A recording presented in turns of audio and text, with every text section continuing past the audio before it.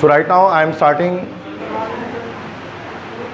the topic of comprehension today, and this is a very important question that appears almost every year in the entry test of NED. और English NED का जो English portion होता है उसमें 5 question जो है वो maximum comprehension से रिलेट करते हैं, जो 5 मार्क्स तक आपको 100 में से गेट करवाते हैं।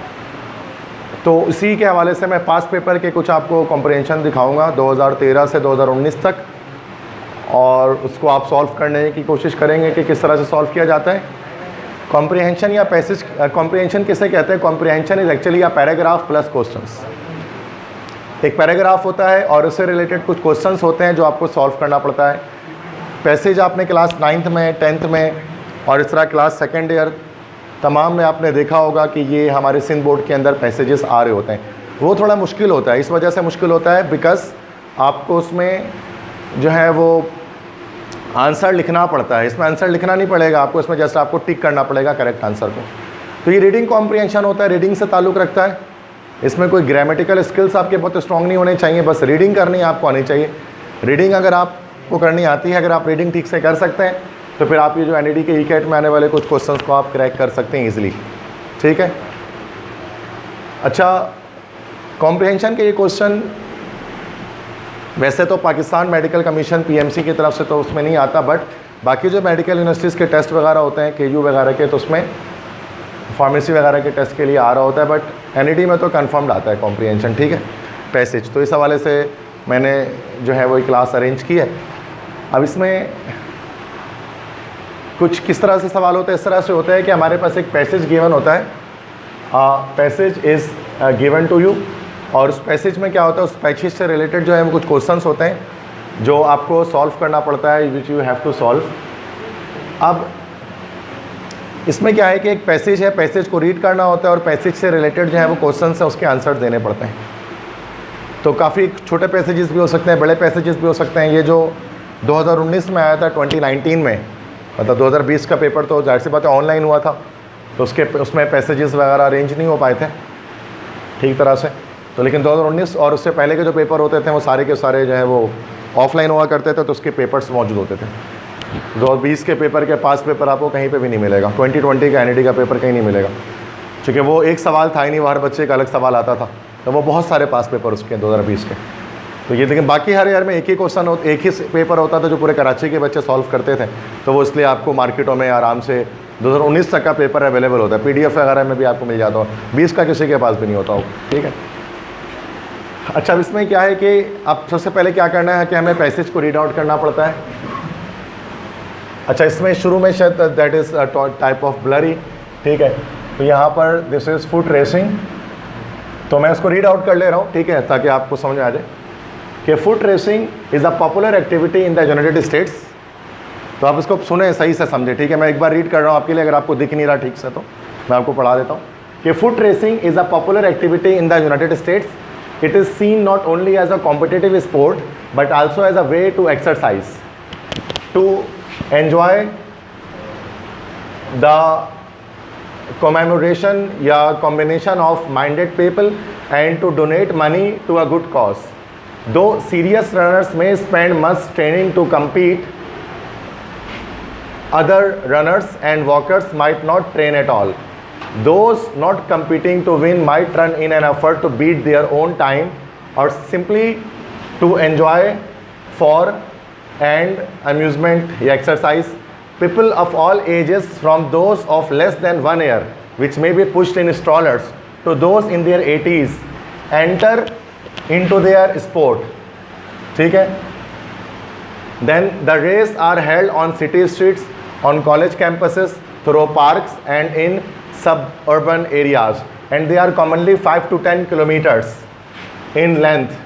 The largest foot race in the world is 12 kilometer Bay to Breakers race that is held in San Francisco every spring. This race begins on the east side of the city near San Francisco Bay and ends on the west side of the Pacific Ocean. There may be 80,000 or more people running this race through the streets and hills of San Francisco. in the front of the serious runners who compete to win and who might finish in as little 32 in 30 minutes. Behind them are thousands who take several hours to finish. In the back of the race are those who dress in costumes and together in a long come just for fun. One year there was a group of men who dressed like Elvis Presley, तो ये नाम है एक American singer का, and another groups consisted of firefighters who tied together in a long line and who were carrying a fire hose. There was even a bridal party in which the bride was dressed in a long white gown and the groom wore a tuxedo. Tuxedo एक लिबास का नाम है. The bride and groom threw flowers to bystanders and they were actually married at some point along the route. तो ये एक actual एक passage है जो कि पास पेपर में मतलब 2019 में आया, ठीक है. तो काफ़ी बड़ा पैसेज आप देख सकते हैं, काफ़ी देर तक मैंने पढ़ा इसको. कोई रेस वगैरह के बारे में बात कर रहे हैं, some top site of this जो सैन फ्रांसिस्को में हो रही है जिसमें लोग भागते हैं, लाइक मैराथन रेसेस वगैरह होते हैं, उनके हवाले से बातचीत चल रही है. तो कह रहे हैं कि उसमें जो लोग भागते हैं तो कुछ लोग तो जीतने के लिए भागते हैं, कुछ ऐसे तफरी में आ जाते हैं, घंटों लग जाते हैं उनको क्या करने में भी, रेस को मतलब एंडिंग पॉइंट तक पहुंचने में. एक्सरसाइज भी हो जाती है, इन्जॉयमेंट भी हो जाती है, टाइम पास भी हो जाता है. ये फिर कुछ फ़नी भी चीज़ें बता रहे हैं उसमें. अच्छा, 1 साल के बच्चे तक भी उसमें 1 साल के बच्चा तो भाग नहीं सकता. तो स्टॉलर जो बच्चों के होते हैं, स्टॉलर जो रैम्प जो उसको कहते हैं प्राम वगैरह होता है, तो उसमें बच्चों को फिर स्टॉलर में लेकर जो है वो जाया जा रहा होता है, ठीक है, ताकि वो बच्चे भी रेस में जो है वो शिरकत करें. 1 साल के बच्चे भी स्टॉलर में मतलब जा रहे होते हैं. और यहाँ कह रहे हैं कि फिर एक बार कुछ एल्विस प्रेस्ले जैसा ड्रेस पहने हुए कुछ ग्रुप आया था और कुछ ग्रुप था जो फायर फाइटर्स की तरह थे और फायर होज उठाए हुए थे. एक ब्राइडल पार्टी भी हो रही थी जिसमें ब्राइड ने एक लॉन्ग वाइट गाउन पहना था, जबकि ग्रूम जो दूल्हा था उसने एक टॉक्सिडो कोई ड्रेस पहनी थी. जबकि दूल्हे और दुल्हन क्या करते थे कि वो भागने वालों पर फूल निछावर करते थे और असल में इसी रूट के दौरान बीच में कहीं पर जो है उनकी शादी भी हो जाती है. मतलब इस तरह से कि एक तरह से हर तरह के मतलब उसमें जो है वो रिक्रिएशन और हर तरह के उसमें मतलब उस रेस के दौरान ही जो है वो क्या होता है कि इस तरह से एक मैरिज सेरेमनी भी जो है वो हो जाती है. तो ये काफ़ी चीज़ें इसमें बताई गई हैं, किसी इससे पैसेज उठाया गया. अब क्वेश्चंस देखते हैं इसमें कि क्या क्वेश्चन है, लेकिन आपको ऐसे बताएगा कोई नहीं वहाँ पर जाकर, अल्लाह के बंदो, ना पढ़ के बताएगा ना कोई मीनिंग बताएगा क्या लिखा हुआ है इसमें. ये सब आपको खुद ही समझना है, ये आपका काम है. रीडिंग कॉम्प्रीहेंशन है ना, this you have to know yourself. तो बता ही दे तो दुनिया का बच्चा कर लेगा, 1 क्लास का बच्चा भी कर ले, अगर बता दिया जाए उसको कि बेटा इसमें ये बात हो रही है, बता, ये खुद आपको देखना है कि बात क्या हो रही है उसके अंदर. तो the main purpose of this passage is to, अब ये 4 ऑप्शन हैं, encourage poor people to exercise, describe a popular activity, make fun of runners in costume, give reasons for the popularity of foot races. कि इस passage का main मकसद क्या बताना है. अच्छा, बेस्ट आंसर होते हैं, कभी कभार एक से ज़्यादा आंसर सही लग रहे होते हैं. इंकरेज पीपल टू एक्सरसाइज ये बता रहे हैं, describe a popular activity, make fun of runners in costume, या give reasons for the popularity of foot races. Yes, ये बी ऑप्शन बेस्ट है यहाँ पर. डिस्क्राइब अ पॉपुलर एक्टिविटी, कि उसमें एक पॉपुलर एक्टिविटी जो होती है सैन फ्रांसिस्को में उसको डिस्क्राइब किया जा रहा है. अगरचे वो सारे काम भी इसमें थोड़ा बहुत लग रहा है कि हो ही रहे हैं. एक्सरसाइज को अरेंज किया जा रहा है, तफरी भी की जा रहा है और मजाक भी बनाया जा रहा है जो कॉस्ट्यूम पहने हुए अलग अलग रनर्स हैं. नेक्स्ट है सेकंड, यहाँ पर होगा विच of the following is not implied by the other. इनमें से क्या ऑदर ने आपको नहीं बताया है 4 में से. पहला, foot races appeal to a variety of people, walkers can compete for prizes, entering a race is a way to give support to an organization, running is a good way to strengthen the heart. 4 में से एक बात उन्होंने नहीं बताई है.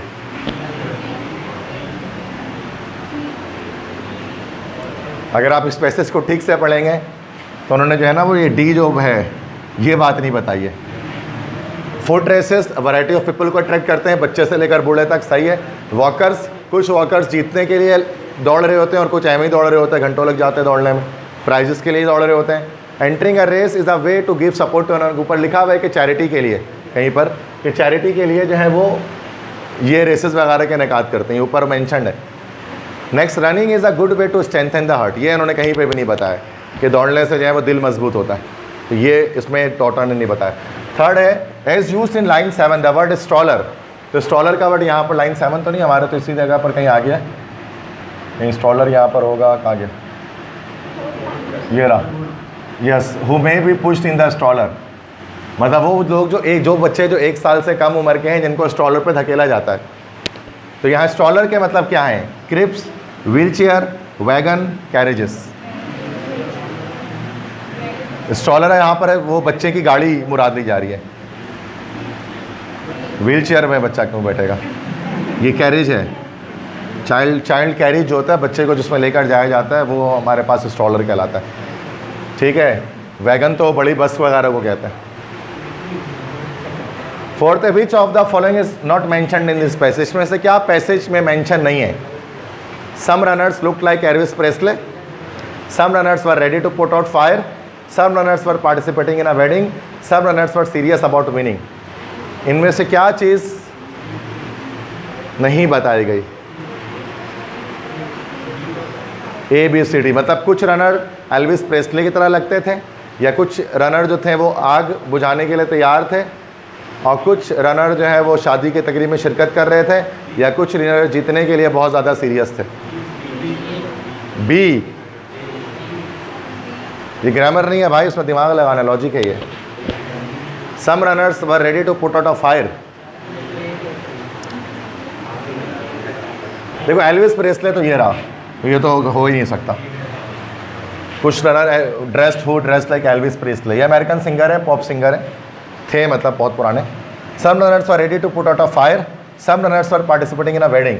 तो wedding के बारे में भी यहाँ पर बात हो रही है कि there was a bridal party in which the bride was, ठीक है, और ये है। अच्छा, some runners were ready to put out a fire, यहाँ पर क्या, यहाँ पर एक चीज़ लिखी हुई है ना कि यहाँ पर yes, another group consisted of fire fighters who were tied together in a long line and who were carrying a fire होस। ठीक है, फायर होस थे और वो एक लंबी कतार बनाए हुए थे, तो कहना कि वो भी ready to put out the fire थे। Some runners were serious about winning, तो ऊपर यहाँ पर बताया गया कि कुछ विनर जो है वो सीरियस थे जीतने के लिए, और वो 32 मिनट 30 मिनट में अपना रेस कंप्लीट कर लेते थे, जबकि कुछ ऐसे थे जो सीरियस नहीं थे, जैसे ऐसी। तो डी भी ख़त्म हो गया। सी है यहाँ पर, चूँकि पार्टिसिपेट कोई नहीं कर रहा था वेडिंग के अंदर, वो सिर्फ ब्राइड और ग्रूम थे जो कि वहाँ पर मौजूद थे। पार्टिसिपेशन किसी की हो नहीं रही थी वेडिंग पार्टी में, वो बाकी सब तो दौड़ रहे थे, वो खुद ही फूल फेंक रहे थे, पार्टिसिपेशन किसी की नहीं थी। तो यहाँ पर जो सी ऑप्शन है वो करेक्ट है, वरना चारों आपको सही लगेंगे। वेडिंग पार्टी के बारे में बात तो हो रही है, लेकिन उसमें वेडिंग पार्टी में कोई पार्टिसिपेट नहीं कर रहा था, वो तो बस फूल फेंक रहे थे जो दौड़ने वालों पर, जो ब्राइड और ग्रूम है। ठीक है, तो ये सी ऑप्शन करेक्ट है। डी नेक्स्ट देखते हैं, थोड़ा दिमाग लगाएं, थोड़ा सा और ज़्यादा, चूँकि मैंने पढ़ के बता दिया। Which of the following best describes the organisation of this passage. किस तरह से इस पैसेज को लिखा गया है? Chronological order, specific to general, cause and result, statement as an example. देखो, क्रोनोलॉजिकल ऑर्डर मतलब टाइम के लिहाज से इसको लिखा गया है, या स्पेसिफिक टू जनरल, पहले स्पेसिफिक कर रहे हैं फिर उसको जनरलाइज कर रहे हैं, इस बुनियाद पे लिखा गया। कॉज एंड रिजल्ट, कि पहले कॉज बता रहे हैं कि फिर उसका नतीजा क्या निकल रहा है ये बता रहे हैं, या फिर स्टेटमेंट एंड एग्जाम्पल, कि स्टेटमेंट दे रहे हैं उसके बाद उसकी एक एग्जाम्पल दे रहे हैं। किस ऑर्डर पे इसको लिखा गया? तुक्का लगेगा फिर।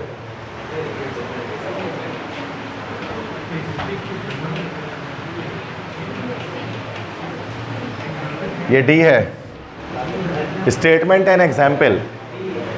क्यों डी है? स्टेटमेंट दे रहे हैं उसके साथ एग्जाम्पल दे रहे हैं, कह रहे हैं कि कुछ लोग थे जो कि नॉन सीरियस थे विनिंग में, फिर उसको बता रहे हैं कैसे नॉन सीरियस थे, फिर बता रहे हैं कि कुछ लोग थे जो कि मतलब बच्चों से मतलब बूढ़े से बच्चे तक आ रहे थे, फिर कैसे आ रहे थे वो बता रहे हैं कि स्टॉलर पे पुश किया जा रहा था। तो पहले एक स्टेटमेंट दे रहे हैं, फिर उस स्टेटमेंट पर एक एग्जाम्पल दे रहे हैं। कंप्लीट पैसेज में यही हो रहा है कि ऐसा हो रहा कि वहाँ पर ये भी हो रहा था और ऐसे ऐसे लोग ये कर रहे थे।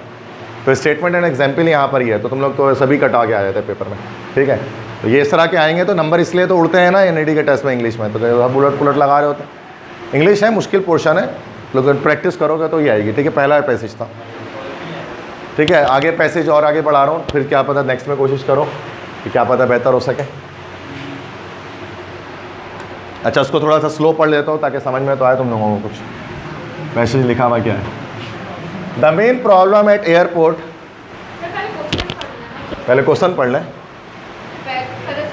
ये ऐसा कोई तरीका, पैसेज का तरीका ऐसा नहीं होता। पैसेज में पहले आपको पैसेज पढ़ना पड़ता है, फिर क्वेश्चन पढ़ते। तो 9 के 8 के बच्चे करते हैं ऐसे, भाई क्वेश्चन पढ़ के सवाल ढूंढते हैं, इतना आसान थोड़ी ना होता ये।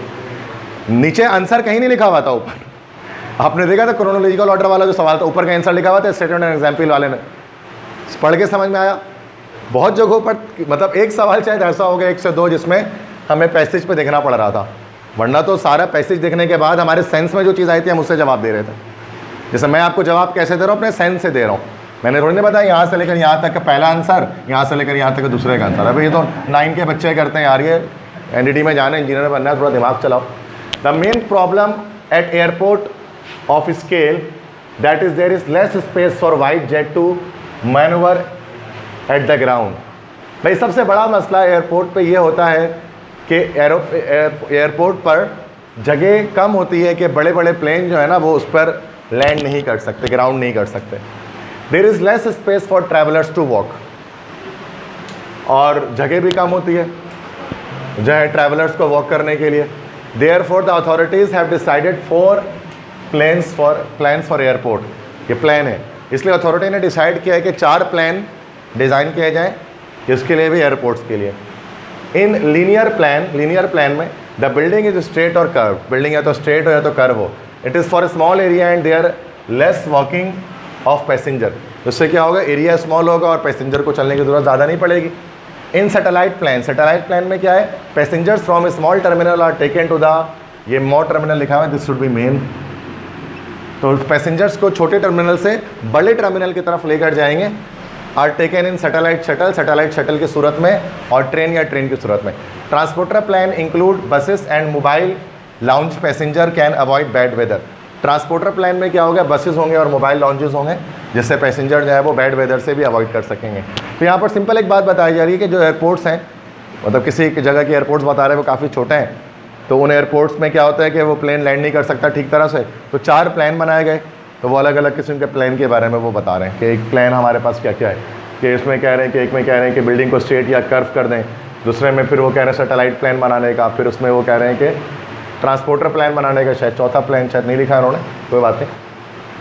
अच्छा ये सिंपल है, ज़रा ये आसान है, 2018 में आया था एनईडी में, ठीक है। तो उसको देखें कि इसके कितने क्वेश्चन आप कर पा रहे हैं। It is inferred that scale in the design of the airports main problem, because भाई एयरपोर्ट के जो डिज़ाइनिंग की सबसे बड़ी प्रॉब्लम क्या थी, पहले लाइन में ही बता रहे।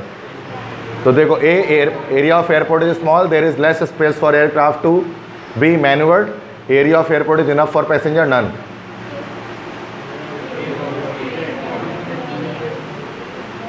स्मॉल तो है, था ही एरिया, लेकिन उसकी वजह से बी है ना कि लेस स्पेस था, जिससे एयरक्राफ्ट जो है वो मैन्यूवर्ड का मतलब लैंड करना, कि वो लैंड कर सकता था। नेक्स्ट है, why is satellite called the satellite plan. Satellite plan में सैटेलाइट वर्ड के क्या मतलब होते हैं। सैटेलाइट के नॉर्मली आप देख लो कि सैटेलाइट किसे कहते हैं। सैटेलाइट हर वो चीज़ जो किसी दूसरी चीज़ के गिर्द घूमे वो सैटेलाइट है, ठीक है। जैसे कि मून एक सैटेलाइट है, moon is a satellite of earth. तो सैटेलाइट हर वो चीज़ जो कि किसी एक चीज़ की तरफ घूमे। तो because it is surrounds the main terminal like satellite revolves around its planet, because it has small area, because it has less walking space, none. तो सैटेलाइट इसलिए कि ये जो है वो सराउंड करता था मेन टर्मिनल को, जैसे कि मून सराउंड करता है किसको भाई, अर्थ को। 19 है, इट्स इन, ये बड़े टाइपिंग मिस्टेक है इस वाले में। In satellite plan passengers are taken from dash. Satellite plans के अंदर पैसेंजर को स्मॉल टर्मिनल से मेन टर्मिनल की तरफ लेकर जाया जाता है। तो आई थिंक यहाँ पे डी ऑप्शन होना चाहिए था, स्मॉल टर्मिनल। तो डी ऑप्शन में स्प्रिंट हुआ है, तो डी का करेक्ट है, ये यहीं से आया हुआ स्मॉल टर्मिनल। नेक्स्ट है, why mobile lounges are use. Mobile lounge को इस्तेमाल किस लिए किया जाता है, टू अवॉइड बैड वेदर, या बैड वेदर को अवॉइड करने के लिए, ठीक है। तो ये थोड़ा सा आसान था उससे, क्योंकि इसमें आंसर यहीं पे लिखे हुए थे, ज़रूरी नहीं है कि सारे आंसर हो जाएं।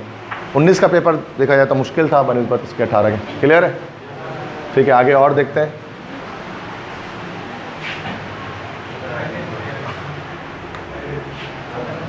अच्छा 2017 में अब जो मैसेज आया था वो देखते हैं, इसका कोशिश करें कि आप सारे आंसर खुद बताएंगा। The apparent brightness of a star as we see from the earth is its apparent magnitude. मतलब स्टार्स की जो हमें ब्राइटनेस दिखती है वो अपेरेंट ब्राइटनेस कहते हैं उसको अर्थ से जो दिखती है उसको अपेरेंट मैग्नीट्यूड कहा जाता है, स्मॉल एम से शो करता है। A fairly bright star such as Aldebaran, तो ये एक स्टार है अल्डेबरान के नाम से, जो कि ओरायन कॉन्स्टेलेशन के अंदर होता है एस्ट्रोनॉमी में। तो एक बहुत चमकदार तारा अल्डेबरान, ठीक है, इसका नाम है अल्डेबरान, चूंकि अरबियों ने किया था तो अल लगा दिया शुरू में। Aldebaran is of the first magnitude, that is has m is equal to 1, तो इसकी मैग्नीट्यूड जो है वो m इक्वल टू 1 है। और rather fainter one such as pole star has m equal to 2, और इससे जो ज़्यादा फेंट और हल्का तारा है वो पोल स्टार है, कुतुब तारा जिसको हम बोलते हैं, है ना। तो कुतुब तारा, पोल स्टार, जिससे रास्ता तलाश करते हैं जिस तारे से, उसकी मैग्नीट्यूड m इक्वल टू 2 है। पोलरिस वैसे उस स्टार्स का नाम है, ठीक है, m इक्वल टू 2 है, एंड सो ऑन। और आगे the faintest star visible to the naked eye has m equal to 6, मतलब सब m1 सबसे ज़्यादा है। जितना अब बढ़ते रहेगा ना ये, तो उससे क्या होगा कि उसकी फेंट से फेंट होता रहेगा। तो जो फेंटेस्ट सबसे हल्का तारा जो आंखों को दिखता है वो m इक्वल टू 6 वाला है, and is 100 times fainter than star of m equal to 1, और m इक्वल टू 1 वाले तारे से 100 गुना हल्का होता है, धीमा दिखता है ये, ठीक है। The faintest detectable stars have m equal to 23, सबसे फेंटेस्ट डिटेक्टेबल स्टार जिनको टेलीस्कोप वगैरह डिटेक्ट कर सकता है उसके m इक्वल टू 23 होती है। हम अपने आम आंख से नहीं देख सकते हैं, मतलब डिटेक्ट कर सकते हैं। At the other hand of the scale stars brighter than first magnitude can have m equal to 0, ऐसा भी हो सकता है कि फर्स्ट मैग्नीट्यूड से भी ज़्यादा ब्राइट स्टार हो जाए, तो उससे में क्या m इक्वल टू क्या हो जाएगा, 0 हो जाएगा। अब दैट इज़ अल्फा सेंटोरी जो तारा है उसका m इक्वल टू 0 है, और इवन माइनस वैल्यूज़, और यहाँ तक कि माइनस वैल्यूज़ भी हो सकती हैं, मतलब और ज़्यादा ब्राइट अगर स्टार हो जाए तो, मतलब 0 से फिर माइनस में आया तो और ब्राइट हो गया। सच है सीरियस, जैसे कि सीरियस एक तारा है जो सबसे ब्राइटेस्ट स्टार है जो गर्मियों में आपको दिखता है, सीरियस, जिसको कुरान पाक में शोरा यामानी कहा जाता है, सूरह में तस्करा है इसको कुरान में, तो सीरियस कहते हैं उसको, डॉग स्टार कहलाता है एस्ट्रोनॉमी में। तो सीरियस की m इक्वल टू -1.5 है, मतलब उसकी बहुत ज़्यादा ही ज़्यादा, सबसे ज़्यादा चमकदार तारा यही है आसमान में जो दिखता है, ठीक है, -1.5 है माइनस में। The sun has m equal to -26, सूरज क्योंकि हमसे बहुत करीब है इसलिए बहुत ही ज़्यादा ब्राइट है जब दिखने के लिहाज से, तो m इक्वल टू -26 है सूरज का, क्योंकि सूरज तमाम तारों से बहुत ज़्यादा ब्राइट दिखता है, तो तभी तो ये रोशनी आ रही होती है अंदर। किसी और तारे की ऐसी रोशनी तो नहीं है सूरज की है, अगरचे वो अगर वो करीब, वो तारे भी उतने करीब आ जाएं तो शायद उतने ही रोशन हो जाएं, लेकिन ऐसा नहीं। A star's apparent magnitude depends upon both its real brightness and its distance from us. Star की जो apparent magnitude है, जो उसकी चमक है, दो चीज़ों पर बेस करेगी। पहली चीज़ हमसे कितने करीब है, और दूसरी चीज़ कि उनकी रियल ब्राइटनेस कितनी है, मतलब उसके अंदर कितना न्यूक्लियर फूल है जो जल रहा है जिसकी वजह से रोशनी निकल रही है। It can happen that a star which is really very luminous can appear faint simply because it's far away. ऐसा हो सकता है कोई तारा हमें हल्का इसलिए सिर्फ दिख रहा है क्योंकि वो बहुत दूर है, इस वजह से हल्का धीमा दिख रहा होता है या छोटा सा दिख रहा होता है। To compare the real brightness of star, astronomy uses absolute magnitude. तो एस्ट्रोनॉमर क्या करते हैं, एब्सोल्यूट वैल्यू, स्मॉल एम के बजाय कैपिटल एम इस्तेमाल करते हैं। This being the apparent magnitude a star would have if placed at standard distance from the earth of 32.6 light years, जिसमें वो क्या करते हैं, हर स्टार को 32.6 लाइट ईयर इतने डिस्टेंस पर रखकर वो मैग्नीट्यूड निकाल रहे होते हैं कि तमाम स्टार के डिस्टेंस को कांस्टेंट करके मैग्नीट्यूड निकाल रहे होते हैं, ताकि उनकी जो हमारे पास जो मैग्नीट्यूड पड़ता लगे वो एब्सोल्यूट मैग्नीट्यूड आए, अपैरेंट मैग्नीट्यूड ना आए। अपैरेंट तो वैसे फेक होता है ना, फॉल्स होता है, तो उसके लिए हम क्या करते हैं, एक फिक्स्ड डिस्टेंस पर रख कर थ्योरेटिकली हम क्या करते हैं, मैग्नीट्यूड निकालते हैं। The sun has m equal to 4.8। अगर हम ऐसा करेंगे तो सूरज की जो मैग्नीट्यूड निकलेगी, कौन सी वाली, एब्सोल्यूट मैग्नीट्यूड, वो 4.8 निकलेगी, वरना है थी अपैरेंट, आप जानते हैं माइनस में बहुत बड़ी 20 कुछ है। While Aldebaran has m equal to -0.1, जबकि अल्डेबरान जो इतना फेंट दिखता है, अगर सूरज के मकाम पर 32.6 लाइट ईयर पर रखेंगे तो उसकी कितनी हो जाएगी, -0.1, सूरज से कहीं ज़्यादा तेज़ या रोशन हो जाएगा।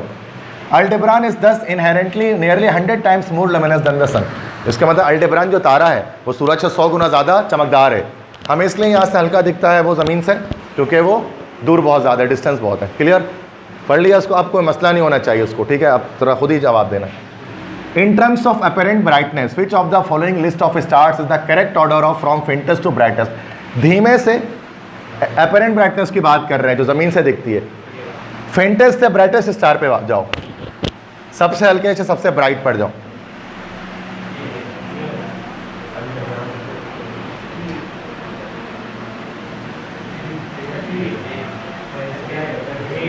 सी और डी तो हो नहीं सकता क्योंकि सूरज सीरियस सबसे ज़्यादा ब्राइटेस्ट है, तो या तो ओ ए या तो बी। ए बता रहे हैं आप लोग, पोल स्टार, बी होगा ना, मैग्नीट्यूड के लिहाज से देखा जाए तो। पहले अल्डेबरान, फिर पोल स्टार, फिर अल्फा सेंटोरी, फिर सीरियस। डी होगा ना, उसके ऊपर से मैग्नीट्यूड सबके मेंशन है। माइनस में जो वैल्यू है वो बड़ी है, वो ज़्यादा चमकदार हैं, जो ब्राइट है, और जिनकी प्लस में वैल्यू आ रही है बड़ी, वो फेंट है। यही बात हुई ना अपेरेंट ब्राइटनेस के लिहाज से। पूरी एस्ट्रोनॉमी का पैराग्राफ डाल दिया आपके उसमें, वो पढ़ा नहीं है हमने इसको आज तक, बट साइंस के स्टूडेंट हो तो कुछ ना कुछ समझ में आता है क्या बात हो रही। 17, a star with an apparent magnitude of m equal to 16। अगर m की वैल्यू 16 तो वो कैसा स्टार होगा? Large and bright, small but visible to unaided eye, visible only through a telescope, completely invisible. m equal to 16 अगर हो जाए,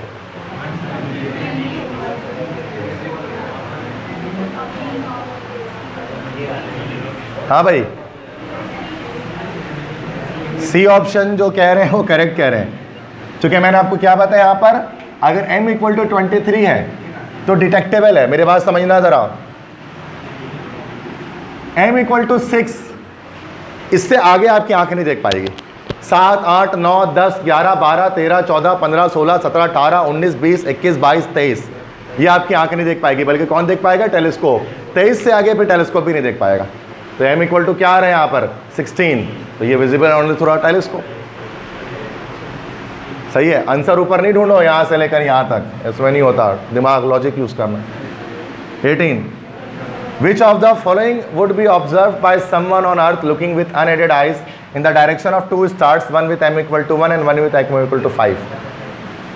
मतलब क्या ऑब्जर्व करेगा एक शख्स अर्थ से जब वो देख रहा होगा अपनी खुली आंखों से 2 तारों की जानिब, एक का m इक्वल टू 1 होगा, दूसरे का m इक्वल टू 5 होगा। मतलब ये ब्राइट स्टार है एक, और एक जो है हमारे पास फेंट स्टार है। तो उसकी ऑब्जर्वेशन क्या होगी? ए, ओनली विजिबल स्टार को वो देख पाएगा। 2 stars of approximately equal brightness, 2 stars one a great deal brighter then the other, 2 stars one slightly brighter then the other.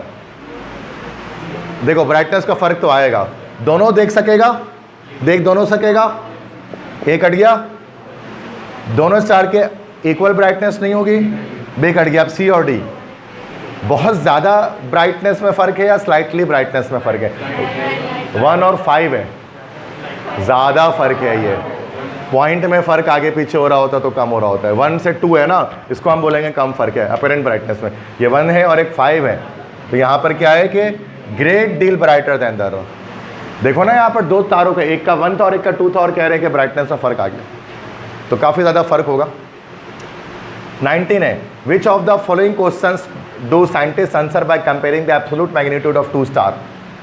Absolute magnitude को निकालने से साइंटिस्ट को क्या सवालों का जवाब देते हैं? वो एब्सोल्यूट मैग्नीट्यूड निकालने से, capital M, which star is further away, which star is really more luminous, which star can be seen from the naked eye, which star is closer to being 32.6 light years away। इन चारों में से किस बात का जवाब मिल जाता है जब हम एब्सोल्यूट ब्राइटनेस निकाल लेते हैं? B option, which star is really more luminous। कौन से स्टार वाकई में बहुत चमकदार है, वरना तो दूर की वजह से कभी कभार हल्का दिख रहा होता है। बाकी भी वो देखा जाए तो कि समझ में आ रही है कि बात ठीक ही है, लेकिन बेस्ट आंसर जो उसका है वो बी है।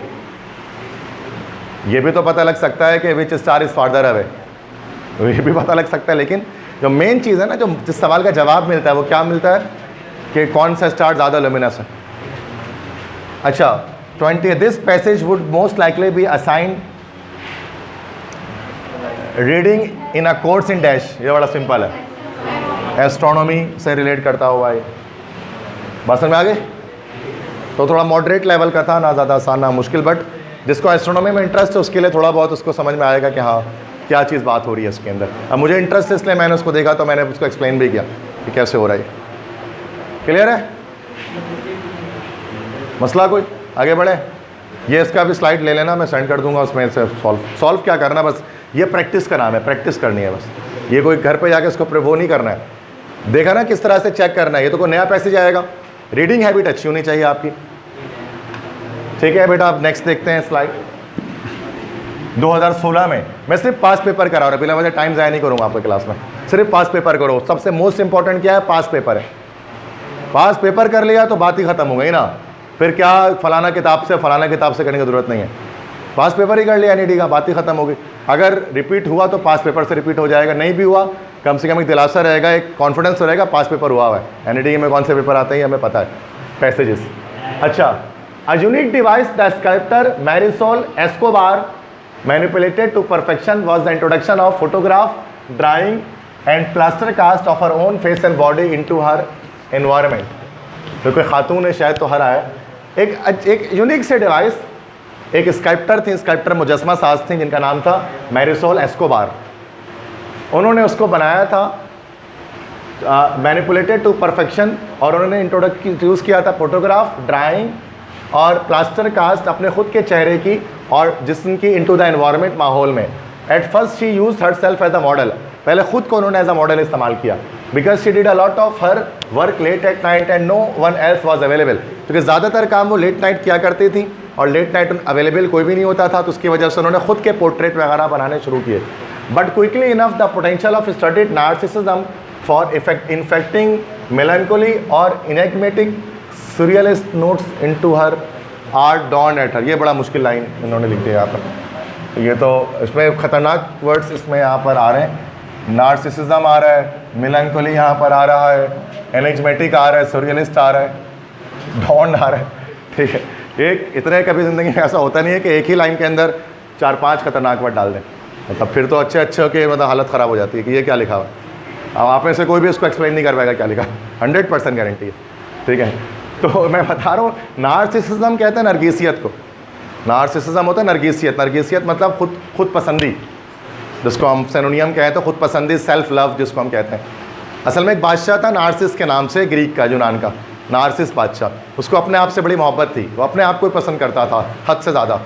तो एक दिन वो गया है किसी झील के किनारे और उसने अपना शक्ल देखा उसमें, तो अपनी शक्ल से उसको मोहब्बत हो गई, और अपनी शक्ल से उसको इतनी मोहब्बत हो गई कि वहीं पे बैठा रहा, वो शक्ल को तकता रहा, ना खाना खाया ना पानी पिया, और वहीं मर गया झील के किनारे। तो वो नार्सिस ग्रीक बादशाह था, उससे ये इंग्लिश में वर्ड है नार्सिसिज्म, नरगिसियत।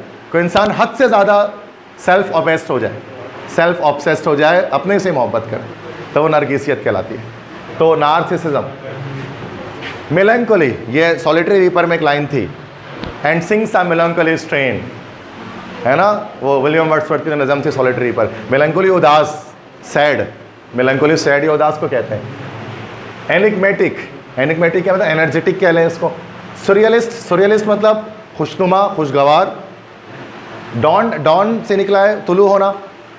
यहाँ पर कह रहे हैं कि बहुत जल्दी उनके पास इतनी पोटेंशियल आ गई कि उन्होंने नरगिसियत का मुताला किया, और ये जो यहाँ पर लिखा हुआ है कि ये जो मेलंकोली, ये जो उदासी थी, और इनएग्मेटिक सरियलिस्ट नोट्स इनटू हर आर्ट, और जो उदासी दिखती थी उनके आर्ट में, वो डॉन, उसके वो तुलू हुआ और उसकी शुरुआत हुई उसके अंदर। डॉन मतलब तुलू हो जाना, शुरू हो जाना।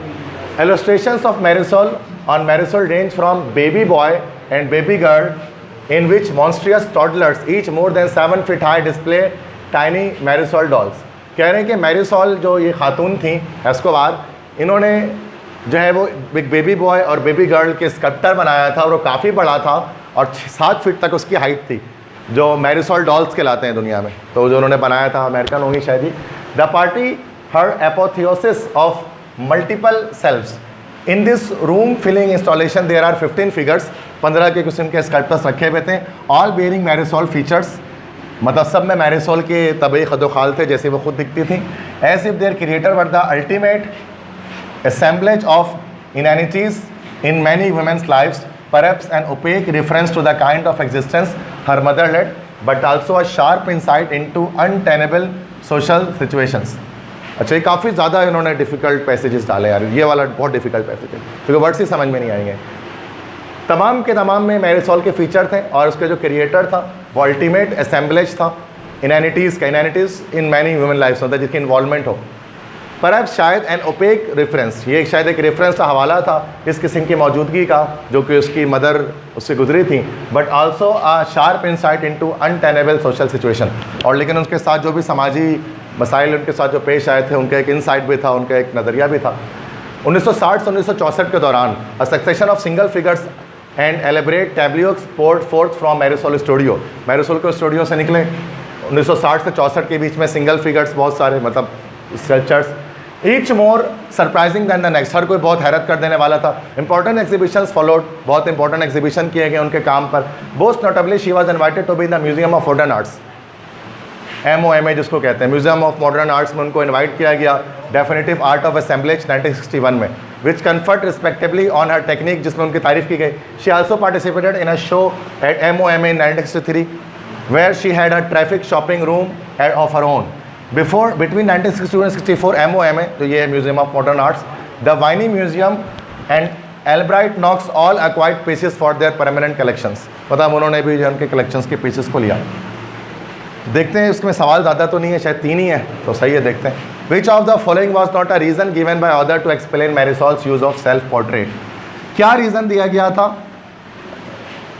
कि इसकी तरफ से, मतलब ऑथर की तरफ से, कि मैरिसॉल को अपनी ही तस्वीरें रात में बनानी पड़ती थी. She had difficulty finding model, she felt that portrait a sort of sadness, she was proud of her appearance as a baby, she appreciated the mystery they gave her words. क्या, किस वजह से वो अपनी ही तस्वीरें, अपने ही पोर्ट्रेट बनाया करती थी? ए करेक्ट है. She had difficulty finding model, रात के वक्त कोई उनको मिलता ही नहीं था तो अपनी मॉडल बनाया करती थी. नेक्स्ट है the main theme of the passages. Main theme क्या है पैसेज का? Recognition of Marisol's unique form of art, the impact of art on women's lives, and analysis of Marisol's egocentricity, modern exhibits of life size figures. तो यहाँ पर देखो, मैं उर्दू में पढ़ दे रहा हूँ. Recognition of Marisol's unique form of art, मतलब उनकी तारीफ की जा रही है जो उन्होंने अलग किस्म की आर्ट बनाई. The impacts of art on human life, इंसान औरत की ज़िंदगी में फ़न का क्या असर होता है ये. एंड एनालिसिस ऑफ मैरिसॉल्स ईगोसेंट्रिसिटी, ईगोसेंट्रिसिटी मतलब खुद पसंदी, उसमें उनकी खुद पसंदी दिखाई जा रही थी. या modern exhibits of life size figure, कि जो बड़े बड़े लाइफ साइज मतलब 6-6 फीट के जो मुजस्मे होते हैं उनके मॉडर्न एग्जीबिशन के बारे में बात की जा रही है. तो बेसिक बात, मेन थीम क्या है? मेन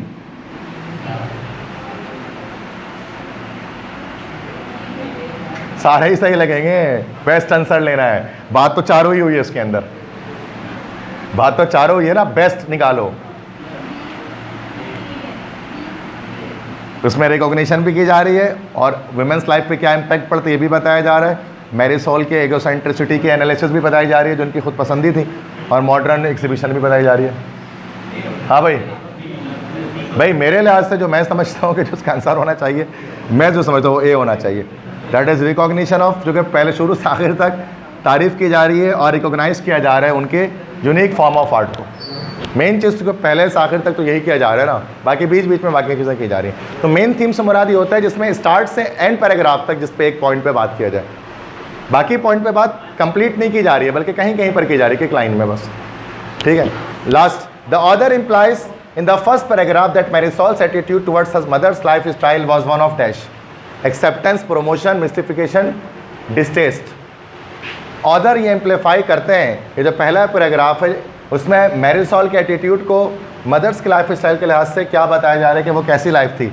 एक्सेप्टेंस की, प्रोमोशन की, मिस्टिफिकेशन की, डिस्टेस्ट की. एक्सेप्टेंस से मुराद कबूल कर लेना, प्रोमोशन मतलब प्रोमोट कर देना, मिस्टिफिकेशन मतलब पुरस्कारियत, डिस्टेस्ट मतलब बदज़ौकी. तो यहाँ पर आई थिंक सो कि सी होना चाहिए, मिस्टिफिकेशन, चूँकि उसमें पुरस्कारियत के बारे में उनकी जो है वो बात की जा रही है.